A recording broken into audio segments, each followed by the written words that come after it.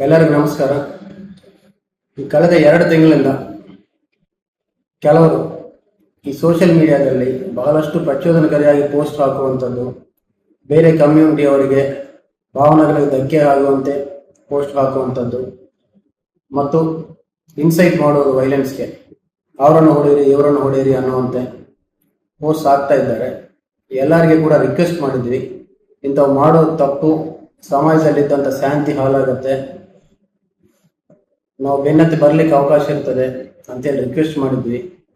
ಆದರೂ ಕೂಡ ಕಂಟಿನ್ಯೂ ಮಾಡ್ತಾ ಇದ್ದಾರೆ. ಅದಕ್ಕಾಗಿ ಇದಕ್ಕೆ ಸಪರೇಟ್ ಟೀಮ್ ಮಾಡಲಾಗಿದೆ. ನಮ್ಮ ಟೀಮಲ್ಲಿ ಇದ್ದಂಥ ಎಲ್ಲರೂ ಕೂಡ 4 ದಿವಸ ಕೆಲಸ ಮಾಡಿದ್ದಾರೆ.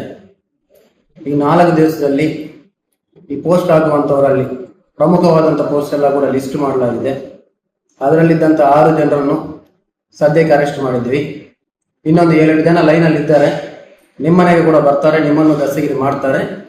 ರೆಡಿಯಾಗಿ, ಟೈಮ್ ಇದೆ ಅಷ್ಟೇ, ಕೆಲಸ ನಡೀತಾ ಇದೆ. ಎಲ್ಲರೂ ಕೂಡ ಯಾವುದೇ ಕಾರಣಕ್ಕೆ ಕೂಡ ಬೇರೆಯವರ ಫೀಲಿಂಗ್ಸ್ಗೆ ಧಕ್ಕೆ ಆಗುವಂತ ಯಾವುದೇ ಪೋಸ್ಟ್ ಹಾಕಬೇಡಿ. ಅದೇ ರೀತಿ ಸಮಾಜದಲ್ಲಿದ್ದಂಥ ಶಾಂತಿಯನ್ನು ಕೆಡಿಸುವಂತೆ ಯಾವುದೇ ಕೆಲಸ ಕೂಡ ಮಾಡಕ್ಕೆ ಹೋಗಬೇಡಿ.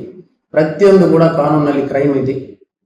ಇಂಥ ಕ್ರೈಮ್ ಮಾಡಿದ್ರೆ ಪೊಲೀಸರು ಕೇಸ್ ಹಾಕ್ತಾರೆ, ಆ ಕೇಸಲ್ಲಿ ನೀವು ಅರೆಸ್ಟ್ ಆಗ್ತೀರಿ, ಎಲ್ಲ ಕೂಡ ಹಾಳಾಗುತ್ತೆ. ಪಾಪ ಈ ಅರೆಸ್ಟ್ ಆದವರಲ್ಲಿ ಒಂದಿಬ್ಬರು ದುಬೈಯಲ್ಲಿ ಆರಾಮಾಗಿ ಕೆಲಸ ಮಾಡ್ಕೊಳ್ತಾ ಇದ್ರು. ಕೆಲಸ ಮಾಡೋದು ಬಿಟ್ಬಿಟ್ಟು ಈ ಕೆಲಸ ಸ್ಟಾರ್ಟ್ ಮಾಡಿದ್ದಾರೆ. ಪೊಲೀಸರು ಅವ್ರ ಕೆಲಸ ಮಾಡಬೇಕಾಗಿದೆ.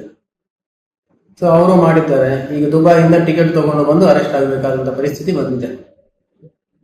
ಅದೇ ರೀತಿ ಒಂದಿಬ್ಬರು ಬೇರೆ ಊರಲ್ಲಿದ್ದಾರೆ, ನಮ್ಮ ಜಿಲ್ಲೆಯಲ್ಲಿ ಇಲ್ಲ ಅಂತ ಅನ್ಕೊಂಡ್ರೆ ಎಲ್ಲಿದ್ದರೂ ಕೂಡ ಬರ್ತಾರೆ, ಪೊಲೀಸರು ಅರೆಸ್ಟ್ ಮಾಡ್ತಾರೆ. ಸ್ವಲ್ಪ ಟೈಮ್ ಅಷ್ಟೇ ಇನ್ವೆಸ್ಟಿಗೇಷನ್ ಆಗುವುದು.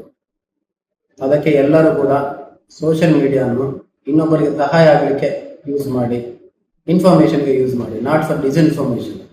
ಸುಳ್ಳು ಸುದ್ದಿಗೆ ಹರಡಿಸುವುದು, ಪ್ರಚೋದಕರ ಪೋಸ್ಟ್ ಹಾಕುವುದು, ಇಂಥವು ಆಗಬೇಡಿ ದಯವಿಟ್ಟು.